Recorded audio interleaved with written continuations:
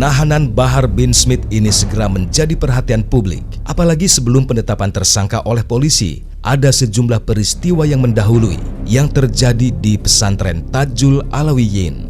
Tim fakta pun mendatangi pesantren yang dipimpin oleh Bahar bin Smith itu.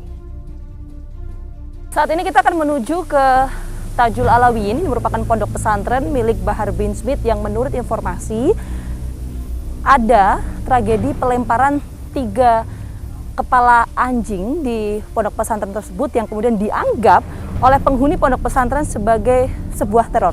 Seperti apa ceritanya? Kita akan temukan faktanya. Permisi, Assalamualaikum.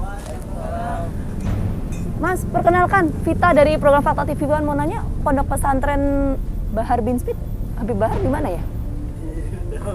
Oh, di mana? Oh, di sini? Rumah samping ini? Depan persis? Oke. Terima kasih. Assalamualaikum. Kita akan langsung menuju ke sana, pemirsa.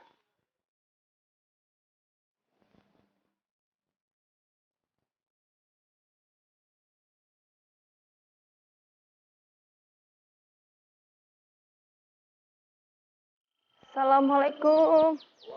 Babe Aldo. Vita, Be. Sehat, alhamdulillah. Kita ngobrol di luar, boleh, Be? Oh, boleh. Atau mau di dalam aja? Oke, boleh. Saya ke dalam. Permisi ya, Be. Babe, di sini mohon maaf, selaku apa, Be? Sekarang ini karena Habib Bahar nggak ada ya, untuk bisa dibilang jadi juru bicara deh. Karena permasalahan ini kan juga termasuk ada dalam tanda kutip politiknya. Takutnya orang-orang sini salah ngomong. Kita lebih baik menjaga masalah Habib Bahar ini difokuskan ke masalah hukumnya aja. Jadi makanya pondok ini memerlukan orang yang mungkin dilihat sama para ulama bahwasanya Babe bisa mewakili kalau ngomong permasalahan Habib Bahar itu nggak usah terkait kemana-mana gitu, supaya jangan sampai digoreng jadi politisasi lagi.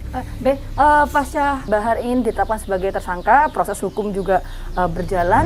Adakah kemudian pihak-pihak tertentu yang kemudian mendatangi lokasi ini atau bagaimana, Be? Sampai hari ini belum, kecuali para ulama ya. Para ulama memberikan semangat, memberikan support ya tentang permasalahan ini. Kalau dari lain baru TV One yang datang. Sekaligus saya ingin tanya begini, karena informasi yang beredar di luar sana, Be, menyebutkan bahwa sempat ada tragedi pelemparan 3 kepala anjing di wilayah pondok pesantren ini. Itu betul, Be? Betul. Jadi malam Jumat dini hari jam 3 malam di pondok ini ada 3 orang 2 motor melemparkan 1 bungkusan plastik dan 1 kotak kardus. Yang bungkusan plastik isinya 3 kepala anjing dan isi perut anjing, dan yang satunya lagi kotak.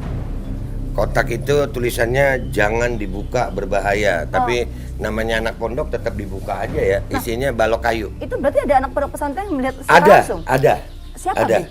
Siapa namanya, panggilin? Kita bisa bertemu Faiz. dengan yang bersangkutan? Boleh. Oke, kita boleh ke sana. Boleh. Untuk TKP-nya di mana, Be? Depan sini. Oh, TKP-nya di sini.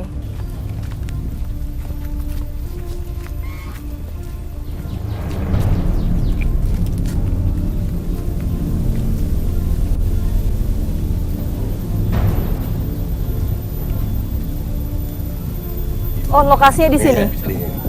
Ya. Di mana? Di sini. Oh, yang melihat secara langsung siapa? Ini Faiz. Oh, Faiz. Ya. Oke. Mas Faiz, kita boleh ngobrol sebentar. Assalamualaikum. Saya Gina Vita dari program Fakta TV One. Jadi Mas Faiz waktu itu sempat melihat ada tiga kepala anjing di sini. Dan 3 balok. 3 balok. Diisi kardus yang ada tulisan awas jangan dibuka. Oh gitu. Iya, Itu pas kapan kita sih? buka ada balok juga. Itu kapan tepatnya, Mas Faiz? Malam Jumat jam 3 kurang. 3 subuh. Setengah 3. Setengah 3 subuh. Pas kita turun, pas dicek baru jam 3 pas. Oh, jam 3 pas. Iya. Nah, artinya waktu itu ketika melihat apa yang waktu itu Mas Faiz lakukan? Saya pertama pantau doang gitu, pantau kan, lihat kirain kenapa kan setiap malam Jumat ada karoma jarah situ. Kirain jarah. Kok berhenti di depan pos ini nih, di bawah pisan. Nah, saya bangun langsung lihat kayak gitu kan. Saya belum perhatiin tuh, belum pas dia naruh kepala anjing tuh kresek. Pas boknya itu mau dilempar ke atas tuh, dia ngeliat saya duluan. Oh, jadi sempat Yang apa namanya? ngeliat saya tatap-tatapan. Oh, sempat Sempet tatap-tatapan dengan pelaku tersebut. Iya. Nah, itu kenal dengan pelaku. Lah kan pakai atribut ini ya. Masker. Oh, pakai masker. Ya semuanya lengkap ya. Oh, jadi Pakai artinya tidak helmnya. Enggak pakai helm gitu. Cuman pakai topi, pakai buff. Oh, artinya tidak mengenali karena memang Iya, nggak mengenali. tertutup identitasnya ya. Ada berapa orang waktu itu? 3. Orang 3. Orangnya 3, motornya 2. Oke. Nah, waktu itu posisi Mas Faiz ada di mana? Di atas ini. Ini Oh, ada di tengah situ sini? pisan. Nah, kita lagi kayak gitu, pantau gitu. Oke, kita boleh lihat ke sana yuk Mas yuk. Waktu itu kejadian seperti apa?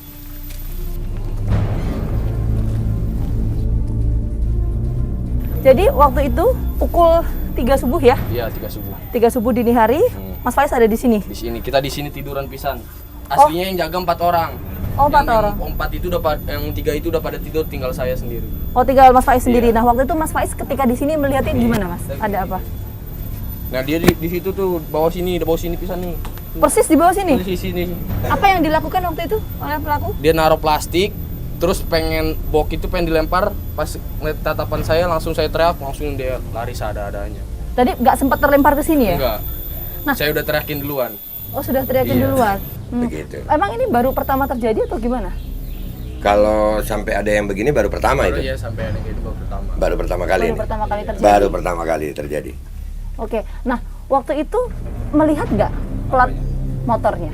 Mas Motornya Faiz? NMAX sama PCX. Plat motornya Enggak.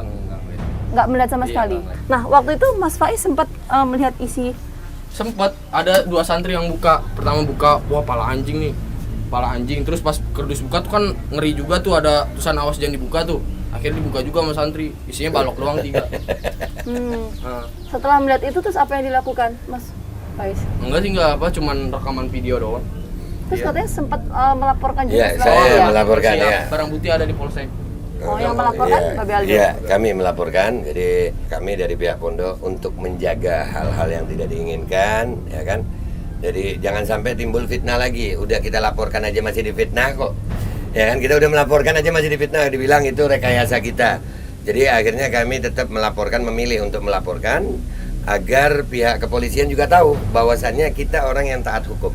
Apa yang terjadi kepada Habib Bahar dengan segala permasalahannya, dengan segala ceramahnya beliau, tidak terlepas dari unsur politik di sini. Ya, kita nggak mau itu. Apa indikatornya kenapa Anda bisa katakan bahwa ini ada dugaan ke sana? Habib Bahar sudah menerima SPDP dan tiba-tiba ada malamnya kejadian seperti ini. Dan ini menjadi tanda tanya sama kita. Dan waktu hari Senin Habib Bahar diperiksa, rencananya kan ujaran kebencian, tapi ternyata tersangkanya lain lagi nih. Jadi ini ada apa ini? Nah, B, ada juga pertanyaan dari publik, B. Tadi kan Babe sempat menyinggung juga ya bahwa Habib Bahar selama ini ketika berceramah ada hal-hal yang kemudian ditekankan, terlalu keras dan lain sebagainya. Tadi Babe mengatakan seperti itu. Nah, kenapa kalimat dan juga pernyataan itu dipilih dalam kegiatan ceramah Oke, Habib Bahar? itu saya bisa katakan orang itu karakter beda-beda. Karakter orang dalam penyampaian itu beda-beda. Nah, Habib Bahar itu seperti itu di saat dia menyampaikan kemungkaran. Dan nggak pernah dia begitu untuk sesuatu yang amar ma'ruf. Kalau untuk amar ma'ruf dia selalu dengan tangisan. Ini anak-anak di sini banyak. Bagaimana Habib Bahar mendidik mereka dengan cinta, dengan kelembutan. Beliau nggak makan sebelum anak-anak makan. Jadi beliau keras pada tempatnya. Memang orangnya begitu. Kami pun sebagai sahabatnya nih berapa kali menasehati. Beb, tahan dulu. Kalimat beliau, mudah-mudahan beliau umur panjang, saya tabiat. Dia bilang sama saya, Aldo, selama mata ini masih melihat kemungkaran, selama telinga ini masih mendengar kalimat-kalimat kemungkaran, maka selama itu pula mulut Bahar bin Smith tidak akan berhenti berbicara untuk melawan kemungkaran itu.